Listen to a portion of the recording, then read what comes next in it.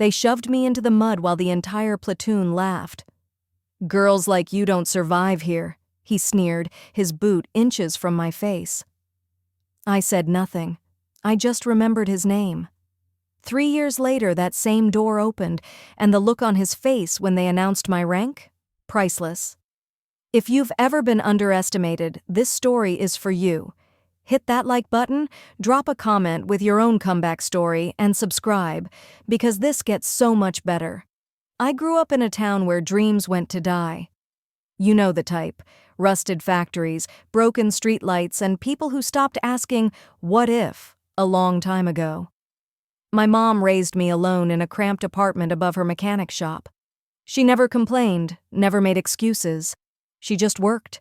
I'd watch her slide under cars twice her size, grease up to her elbows, fixing problems everyone else said were unfixable.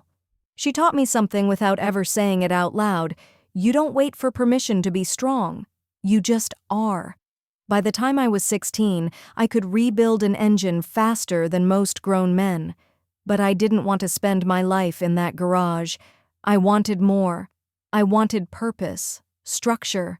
I wanted to prove that girls like me, girls from nowhere, with nothing, could be something.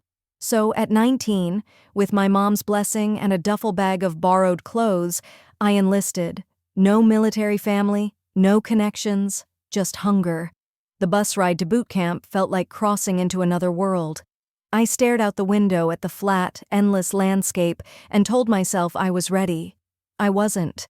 Nothing prepares you for the moment you step off that bus and feel 60 pairs of eyes dissecting you like a lab specimen. I was one of 5 women in the entire company. The whispers started immediately. I caught fragments. "She won't last a week.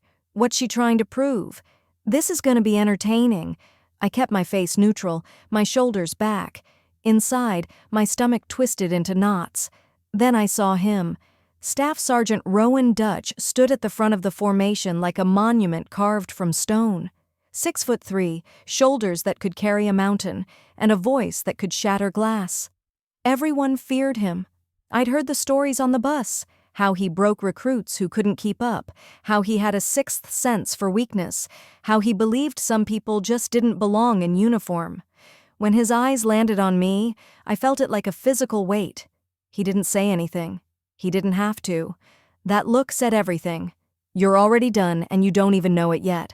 I told myself to keep my head down, work harder than everyone, prove myself through action, not words, earn their respect the way my mom earned hers, quietly, consistently, undeniably. I thought if I just pushed through the first few weeks, things would get better. I thought I could win them over. I was so painfully naive. That first night in the barracks, I lay in my bunk staring at the ceiling, listening to the sounds of 60 strangers breathing in the darkness. Someone a few beds over whispered, "Give her 3 days." Laughter rippled through the room. I didn't respond. I just clenched my jaw and made a promise to myself. I will not quit. I will not give them the satisfaction. I didn't know then what was coming. I didn't know that Rowan Dutch would make it his personal mission to destroy me. I didn't know about the mud, the humiliation, the moment his hand would crack across my face in front of everyone. All I knew that first night was that I'd crossed a line I couldn't uncross. I was in their world now, and whether they liked it or not, whether he liked it or not, I was staying. I closed my eyes and thought of my mom's grease-stained hands, her quiet strength, her refusal to break. I came from women who didn't break. Neither would I. The first real blow came during week 1 on the obstacle course. I was halfway through the rope climb when I felt the harness jerk. I looked down and saw Rowan holding the release cord, that cold smile playing at the corner of his mouth. Before I could brace myself, he pulled. I dropped 8 feet straight into the mud pit below. The impact knocked the wind from my lungs. Thick, cold mud filled my mouth, my nose, my ears. I surfaced, choking, and through the ringing in my head, I heard it. Laughter.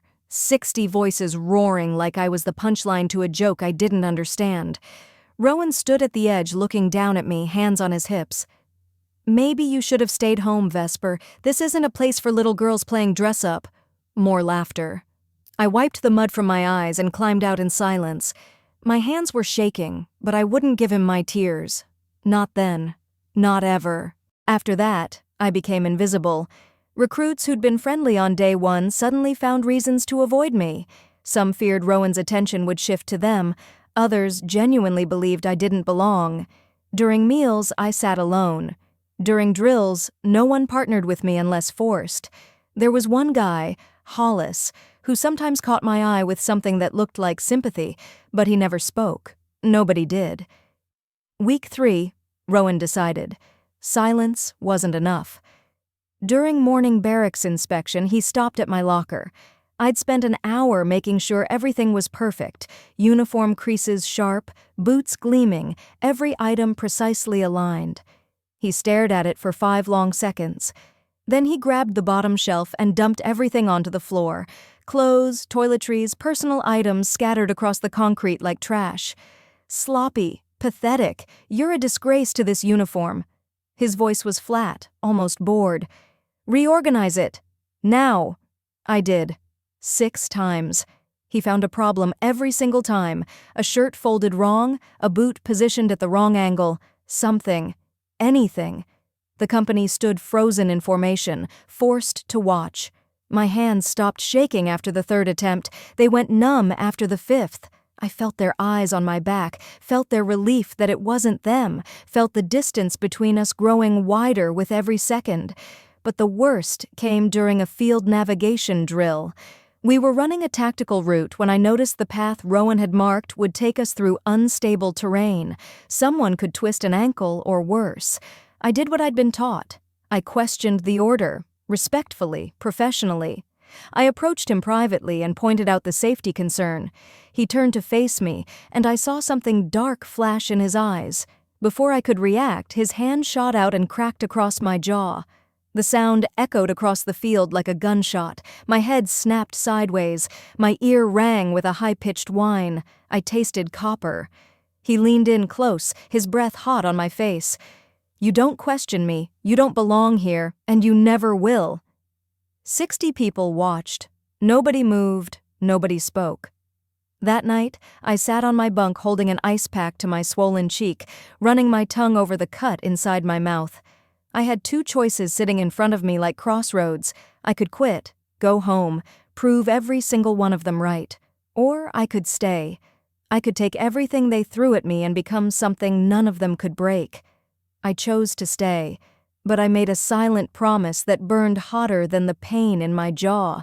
One day, Rowan Dutch, you will answer to me. I stopped trying to be liked. I stopped trying to fit in. I became something else entirely, a machine built from spite and determination. Every morning, I woke up an hour before formation to run. Every night after lights out, I studied field manuals by flashlight until my eyes burned. I volunteered for every difficult assignment, every brutal detail, every task others avoided. Pain became background noise, exhaustion became my default state, and somewhere in that crucible of self-imposed hell, I stopped being the girl they could break. My run times dropped, my marksmanship scores climbed. During hand-to-hand combat drills, I started winning. Not sometimes, always. I memorized tactics, strategy, military history. I could recite the specs of every weapon system we trained on. I knew terrain analysis better than soldiers twice my age. I wasn't just keeping up anymore. I was excelling, and people started noticing. Hollis approached me one evening during weapons maintenance. His marksmanship scores were failing, and he'd be recycled if he didn't pass the next qualification. He didn't ask for help with words, just sat down next to me, rifle in pieces, defeat written all over his face. I taught him breathing techniques, trigger discipline, sight alignment. 2 weeks later, he qualified expert. He thanked me quietly. I just nodded. But something shifted. One person seeing me as human was enough to remind me I still was one. Others followed. I covered night watch shifts for exhausted recruits. I shared my study materials. I helped people through obstacles that had defeated them. I never asked for anything in return. I never complained. I just worked. And slowly, quietly, the isolation began to crack. Not everyone warmed to me. Some still believed Rowan's assessment, but enough did. enough to matter. Graduation came faster than I expected. I stood in formation wearing dress blues, medals gleaming on my chest, honors I'd earned through blood and stubbornness. I scanned the crowd of attending officers and NCOS. Rowan wasn't there. He'd transferred to another base 2 months earlier. Part of me felt relief. I'd never have to see his face again. But another part, the part that had survived his cruelty, felt cheated. There would be no confrontation, no closure, just an empty space where vindication should have been. So I moved forward, because that's what I did. Over the next 3 years, I climbed. I completed Ranger School and finished top of my class, one of only 12 women to earn the tab that year. During my first deployment, I earned a battlefield commission after leading my squad through an ambush that should have killed us all. I coordinated a high-risk extraction under fire that saved 12 lives and earned me a Bronze Star. Command noticed. They selected me for advanced officer training, an accelerated program for high-potential leaders. At 24 years old, I pinned captain's bars on my uniform, the youngest in my battalion. They gave me a call sign, Vesper, Evening Star, the last light before darkness falls. I loved it. It felt like proof that the girl covered in mud, nursing a split lip, promising herself she'd survive, had become something nobody could have predicted. I thought I'd moved past it, past him, past that base and those memories. Then the reassignment orders came. Fort Garrison, a struggling company with morale problems and a reputation for being where careers went to stall. They needed someone to take command and restore order. I accepted without hesitation. It was exactly the kind of challenge I'd trained for. Then I opened the personnel files, Staff Sergeant Rowan Dutch. My hands went completely still on the folder. He was still there. I stared at his name on the personnel file for a full minute, my coffee going cold in my hand. Rowan Dutch, still a staff sergeant after all these years, still at Fort Garrison, still training recruits. The file listed disciplinary complaints, nothing severe enough to remove him but enough to paint a picture. He hadn't changed. He was still breaking people who he decided didn't belong. I could have made a phone call. One request to headquarters and he'd be transferred before I even arrived. It would have been easy, professional, the smart play. My hand hovered over the phone for a long moment. Then I set it down. No, I didn't want him gone. I wanted him to see me walk through that door. I wanted him to stand at attention and salute the girl he'd slapped in front of 60 witnesses. I wanted him to feel a fraction of what he'd made me feel. The drive to Fort Garrison took 6 hours. I had plenty of time to think, to plan, to imagine the moment. But when I finally saw the base gates, my heart started hammering against my ribs. All that confidence I'd built over 3 years suddenly felt thin as paper. What if he didn't remember? What if he didn't care? What if I'd been carrying this weight and it meant nothing to him at all? I pushed the thoughts away and focused on the briefing packet. Fort Garrison's Alpha Company was struggling. Failed inspections, low morale, leadership gaps, 60 soldiers who needed direction. That's what I was here for. That's what mattered. Not him. Not revenge. Just the mission. But I'd be lying if I said my hands weren't shaking as I put on my uniform that first morning.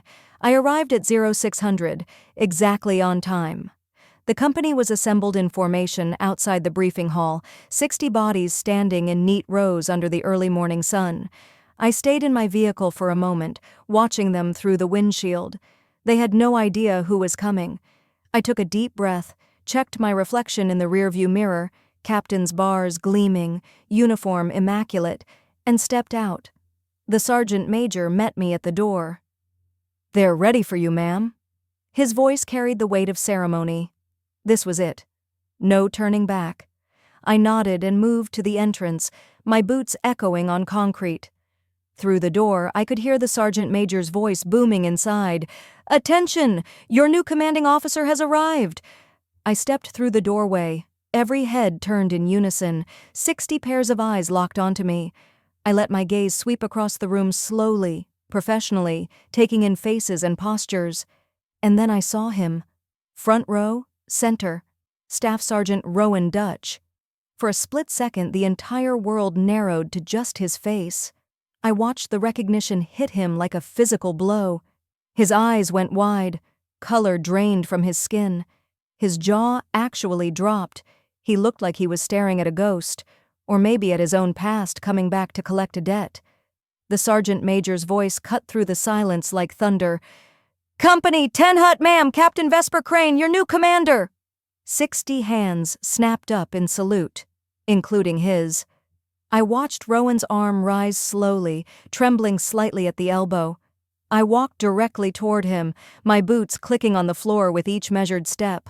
I stopped inches from his face, close enough to see the sweat forming on his temple, close enough to hear his breathing quicken, exactly the way he'd once stood over me. I returned his salute and held his eyes. He couldn't hold mine. I turned away from Rowan and faced the company.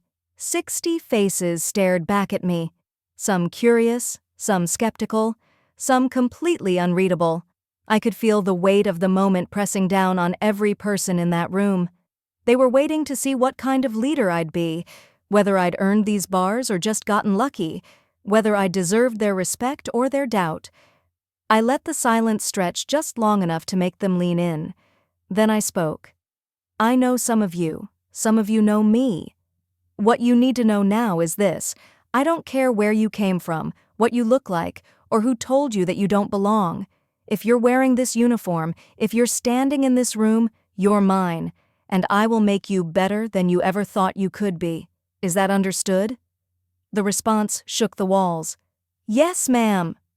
60 voices in perfect unison, except one. Rowan's voice was barely a whisper buried in the roar. I caught it anyway. I caught everything about him now, the way his shoulders hunched slightly, the way he couldn't seem to lift his chin, the way he looked smaller somehow even though he was still the same size he'd always been. I dismissed the formation and walked to my new office. I had an hour before I needed to start making decisions, reviewing reports, meeting with senior NCOs. I sat behind the desk, my desk now, and let myself feel it. The girl who'd been shoved into the mud was gone. The girl who'd tasted blood and humiliation had been forged into something unbreakable. I'd won. Not because I'd destroyed him, but because I'd become undeniable. An hour later, I called him to my office. He knocked twice, entered, and stood at rigid attention in front of my desk, eyes forward, jaw clenched. We stayed like that for a long moment, the silence heavy with 3 years of history. I could have yelled. I could have dressed him down, made him feel every ounce of what he'd put me through. God knows I'd imagined it enough times. Instead, I kept my voice level, professional. "You told me I didn't belong. You were wrong." I paused, watching his Adam's apple bob as he swallowed hard. "But I'm not here for revenge, Sergeant Dutch. I'm here to lead. If you can accept that and do your job with integrity, you'll stay. If you can't, request a transfer. Your choice." The silence stretched so long I thought he might not respond at all. Then, quietly, almost painfully, "Permission to speak, ma'am?" I nodded. I was wrong. His voice cracked slightly on the last word. "I'm sorry." It wasn't enough. 2 words couldn't erase what he'd done, couldn't undo the nights I'd cried into my pillow, couldn't give me back the version of myself that existed before he tried to break me. But it was a start. And maybe that's all accountability ever is. A starting point, not an ending. Over the following months, something unexpected happened.